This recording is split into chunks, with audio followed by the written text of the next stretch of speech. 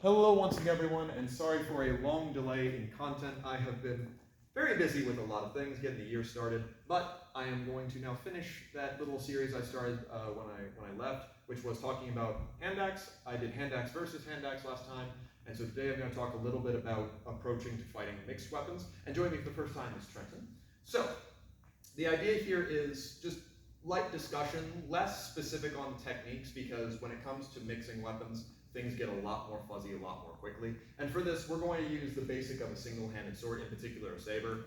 One, because as far as mixing weapons goes, like I mentioned last time, there is a little bit of precedent, what with Napoleonic Wars being kind of a world war or colonial warfare happening in places where people are using small axes or clubs as a primary weapon, or alternatively, wars here on the American continent. There's some mixed bouts that can happen. But also, this can also be a stand-in for any single-handed sword. We're not going to worry about longsword because everything is still the same. You can always just take one hand off, so it doesn't really add anything. So as far as being the axe wielder against a sword wielder, my best advice is don't. It's really quite a tricky one because pretty much everything I talked about in the last video does still work. So just to quickly rehash, if I can get Trenton to fight with me, I should just try and cut whatever is closest with the distinct understanding that if I do, my cut reaches here. Now mind you, I am using one of our shorter axes, but just hold your sword out for reference, Trenton. Even with a sword that curves, it's still going to reach much deeper than I can. Even if I'm using a longer axe, that's still true. He's always going to have the benefit of reach, and furthermore, Trenton can strike me effectively anywhere within that range. So hold your sword out into extension. That will be just as lethal here as when I get to here. Now, sure, you can make some argument about duller part of the sword, but I still don't want to eat this. Versus when it comes to hitting him, I only have one sweet spot. Now, sure, I could beam him with the half, but Trenton's a tough boy. He'll shake it off. I have no tip to follow up with, so I could try and break his teeth and what have you, but he can just stab me. So in literally every single way, he has an advantage. Other people have talked about this to death, so I don't really need to retread it. But as far as what we went over, there's some problems. So Trenton throws a one cut, so descending from his right, and I throw an equal one cut in my parry. Well, I do still get the ability to move in off of it and all that fun stuff. There's not as much of a guarantee of a bind there because his weapon doesn't hook. With another axe, the benefit was when we both cut into each other, or on parry or what have you, the axe heads would lock up together, and that's not really a good thing for either of us. So there was that moment of pause when you could make the decision to go in. As far as Trenton is concerned, he can do a myriad of different things from here. He can cut around much easier than I can. He can just turn his wrist over and stab me much easier than he can. He also has the ability to pull his weapon back while still maintaining this bind. So if I start going forward, he can just literally step backwards and keep that pressure and keep my weapon where it is.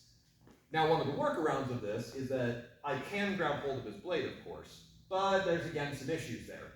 It's a lot harder than it seems. You're much more better off trying to grab hold of his wrist in general. Grabbing the blade, he can always drop it and grab me or do other sorts of those things. And again, he may have other weapons on him.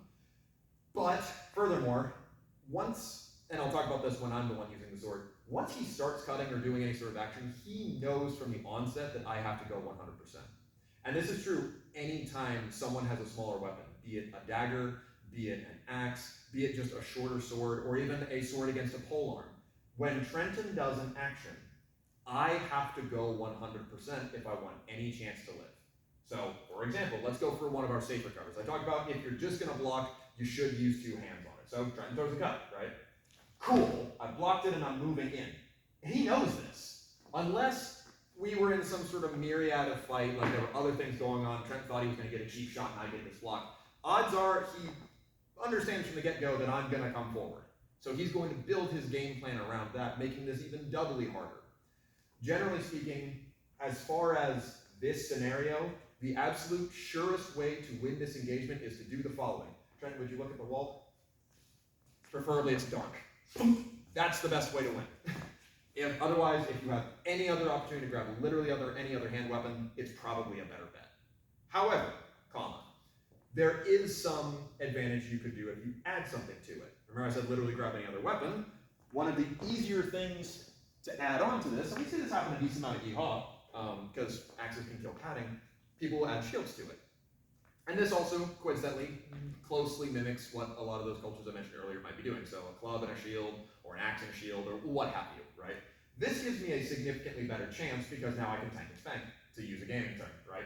If Trenton throws any sort of cut, one, I have a much more sure cover, but now I can negate that range thing. And this is my first bit of true advice, besides don't. The big mistake people make when they fight this mixed fight is they're trying to play like I've got an equal length weapon. You don't. If Trenton throws a cut, and I try to go for his head, that's a long-reaching action. His sword is past me. You should be able to see it past my shoulder. And like we talked about before, it's very easy for him to pull his weapon back and still be combat effective. In fact, Trenton in general is better as far as what lethality he can do in this close pocket range.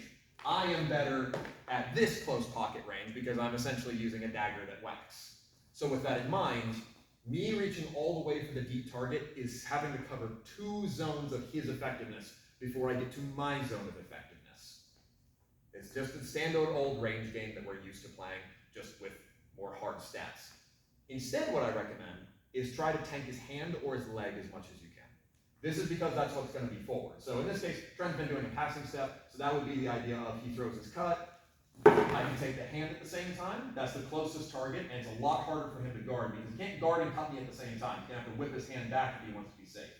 Alternatively, I can go for the leg at the same time. Little bit dicier, depends upon how much he attacks. I wouldn't recommend going for the leg against someone who's doing passing step footwork. I'd recommend going for the leg against someone who lunges. So Trent's doing now more of a lunge, so he's standing right forward to start off with, and he's throwing a lunge when he cuts.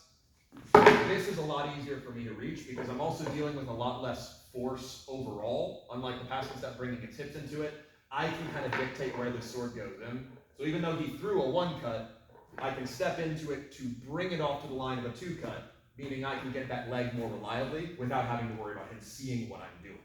So basically, the rule is still the same.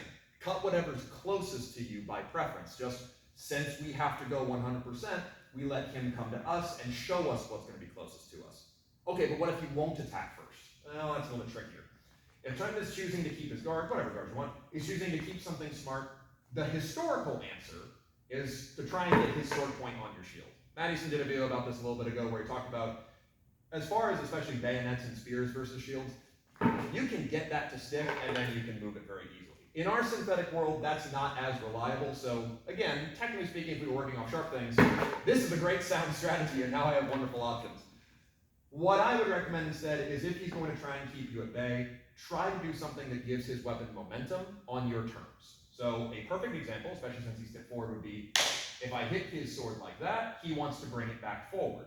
The best way for him to bring it back forward would generally be to be with a cut. I gave him momentum, he's expecting me to be coming forward, he might as well try and cut at me as he does so. That then allows me to cover the distance, and I can get whatever's closest to me. Making sense? This is the same thing anytime anyone's standing in an extended guard. Proc them, get them to do a big motion, cover the distance and make an effective shape, hit them on your turns. Now, of course, again, it's not going to be a one-for-one specific thing. What if he's not point forward? So I don't have anything to manipulate, so any point back guard will be fine. Okay, so this is trickier. He does still need to parry, or more likely, he's going to try and counterattack. In this case, the best thing for me to do is work off of my distance. If I can get him to flinch from any of my movements, as long as I'm keeping back and safe, whatever he transitions to, he will show me what's closest. You're going to have to play around with this to work it, but as the axe wielder here, the more mobile and tricky you can be, the better. Most saberists or other sword users, because they have the better weapon, will become impatient and they'll rush you, and that's easy to deal with. But otherwise, that's kind of the main things as far as working the axe against other weapons. Let's now flip the script. Trenton's now going to be the sad axe sufferer, and I get to have better times.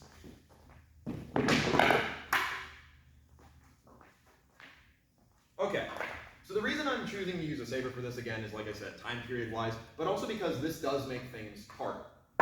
My biggest benefit being the sword wielder is that I can thrust, Trenton can't. So if I'm using a straight blade, this is even easier, right? Literally any guard I take is way scarier to Trenton than it is to a normal sword user, and as all these thrusts also transfer very well into cuts, so I can do a lot of combos that way. However, in an imperfect world where you don't have something that reaches quite as far because of its curve or what have you, then things get a little more exciting. So that's what I've mostly been purposely playing with, not only just to simulate the regimental saber fighting other weapons, but because it makes it harder. So with this in mind, what kind of techniques can we play with? So firstly, if he's just an axe wielder, so just stand with your shield behind your back and be fine. If he's just an axe wielder, same rule. Cut whatever's closest to you, but always through cut. And I'm going to be going more regimental for my movement.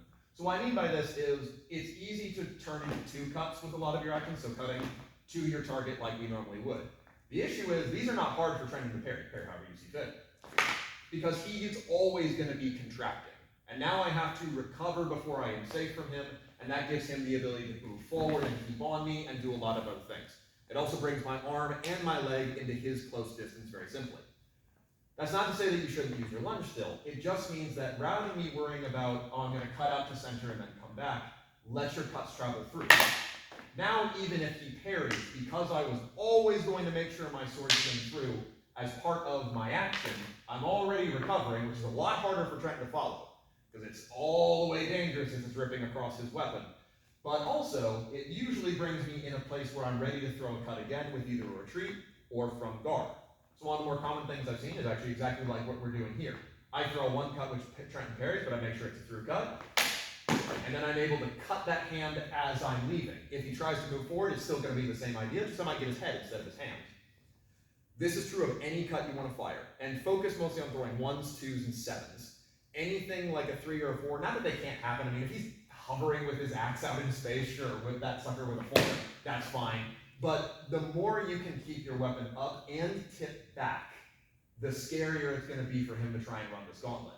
If I drop my tip for any reason, the brave amongst you will run forward, doubly so when he has a shield. So, again, just cut whatever's closest to you. If you're going to stab, try to stab off of a cut rather than initial action. Now, there are exceptions to this. If Trenton's trying to get blade contact with me, so he's trying to bring his axe out to just touch it first and work from there, sure. Do a quick little thrust, whatever makes sense. That's not hard for you to do, regardless of what tradition you follow, but it's dangerous. Any blade contact, the feeling goes both ways, and if he gets to work off of it, I am now in his range. So with that in mind, what I recommend is if you are going to use a point, generally speaking, the best time to do it is when Trenton dodges instead of parries. And this is something that the axe wielders will be doing more of anyway, because why block what you can just dodge? So I throw a cut to Trenton and he gives me range. That's when the thrust is best to follow forward, because usually, right after you slip, there's an opportunity to come forward and get you. As part of my recovery following this attack, I want to make sure there's something that, bare minimum, he will have to deal with before he gets me. A thrust is a fantastic thing to do. So even just mullinet to a point forward guard goes quite a long way. So I'll cut, Trenton to withdraw, making sure my tip is here as I withdraw. If he comes forward to try and knock it aside and close that distance, it's the same thing we dealt with off of the initial attack. He will give me energy and I will cut as I recover. And that's really the main thing to focus on, is just work that system over and over and over again. He's the one having to do the hard work anyway. I'm doing pretty good, and I get to work on my lunges, so I look fantastic. Now the hard part. Trenton has a shield. Crap. So in general, you're going to encounter two kinds of people. There's person type A, which are going to overuse the shield and generally stand left foot forward. And there's person type B, which is going to use the shield much more tactically and keep their right foot forward instead. They're usually more weapon-centric. Against both of these, what I recommend you do is try to get them to move the shield. Now, this may seem a bit of an oxymoron because, well, if he can catch it on the shield, then he can throw something like we talked about before. One, again, most people aren't thinking that strategically. They'll try to go for deep target. You have more time than it seems. But two, if I can get him into offense-defense mode, as long as I'm making sure my cut is through, I have no problem coming back to guard, and odds are if he's trying to build something off of it, he will expose a target. I just have to be ready to keep my distance. So what I really recommend against these shield people, throw your cuts to try and get them to lift their shield. So up high at the head would be wonderful. Expect them to come forward and be ready to throw a cut as you do another quick retreat, either the leg or the hand or even the head if they overdo it. Don't lunge in these cuts. Because he's got the shield, he can't actually see a lot of this as well. You just don't have as good a sense of distance, and he's more comfortable being close to me anyway, so I don't need to cover that range. Keep your tip back and keep it as flat as possible. If you start going out into extended guards, he's going to manipulate it with his shield or just cover that line and not care. Keep this back and keep it in his vision, and he won't be thinking about how close he is. and now I can start picking away at him. So there, I got him to move his shield. Wonderful. I can keep working that. Get him to show me what kind of parries he does, see if I can maybe go other places, and work whatever's available. Just keep him hovering at that sort of medium-ish range. Watch for his commitment. Be ready to retreat and throw cuts. Now what about the thrusts? This is where things get a little bit tricky. There's one thrust I recommend you practice, but it's dicey. Let's switch sides. The only thrust I recommend you do, and this is against those prolific weapon users, so switch your feet. These are the type of people that, generally speaking, they're only going to use their shield if they have to. So the only time I recommend that you do this is you're trying to fuss that out. Put a point toward his midsection. See if he moves his shield across. Shield, grab the weapon. If he does so, turn over as he does it. This is the same idea as just thrusting around the blade. It can work. The benefit is, if I can get him to do it, I also lock out where his weapon might come from. So generally speaking, even if he's trying to afterblow you, your exit is in the same place. I've had decent success with that. You can also possibly play around with the idea of Stutzhal or Nuken from Sword and Buckler. Again, a little less success because to do this kind of thing requires quite a bit of good distance and timing, and he knows he's going to have to lift the shield almost 100%. So if he's ready for it, it's not particularly hard for him to get a big opening there and possibly get you. Having said that though, there have been a couple times I've found where they throw an initial cut and I have to parry. Uh-oh. In this sort of situation, everything we talked about the same is true. Be wary that they're going to try and bind up your weapon and then seek their next target. This is either going to be with their empty hand or with their shield or whatever. The biggest thing you need to focus on is keep your distance and keep yourself away from that other hand. So in this case, as Trenton is trying to come forward and do what he's going to do, I need to move away from him, try to free my weapon if I can. If I can't, keep the distance and see if I can free it on a new line. The more I can be throwing cuts at him as I withdraw, the better chance I have of Trenton giving up the ghost or getting hit. Either way is fine. One other thing that can occasionally come in useful is to pay attention to what parries you do. So there I did kind of the least ideal parry. I don't like doing this one against an axe. The reason for it is because it's weak. He throws a one cut, I parry with an inside guard. If he hooks and pulls real hard, it's not that the sword's going to come out of my hand or anything like that, but I'm not in as good a position to set up my cuts. They're slower and they take more time, and half of them go to his shield side. Instead, if someone's going to cut from their right side against you, the best recommendation parry I have, throw your cut, try to catch it with inside half hangers, or any modification of St. George or what have you. Not only does this give you the opportunity to arrest his axe and see if you can get some kind of cut there, but more often than not, if he tries to hook and pull you, it just pulls you back into a hanging guard, which puts your tip forward. This is now something Trenton has to deal with, and if he deals with it in any way, shape, or form, he powers my next cut, because this can throw any of the cuts very easily. I've even had a couple instances where someone has gotten a deep hook, they've thrown their cut and I've parried, and as they started to pull, I even had success doing this. Now I'm not trying to fight him for the hook here, I'm just using this to get away from him and maybe set up a point or things along those lines. But these are just a couple examples of things I recommend. If you can also put a shield on, then you're doing a really even bout, because you have a shield, he has a shield, but you have the better weapon. So yay! But more often than not, I like doing this particular orientation because he's a little less 100%, and I've got some advantages, but it could really swing either way if either of us drops our game. But otherwise, that's really the main recommendations. We could, of course, go into the idea of, well, what do you do against a spear? What do you do against like a two-handed axe or things like that? It's really all kind of the same idea. Axe wielder has to go 100%, have a shield if you can, be really, really fast if you can't. But otherwise, thank you very, very much, Trenton. And thank you all very much for watching.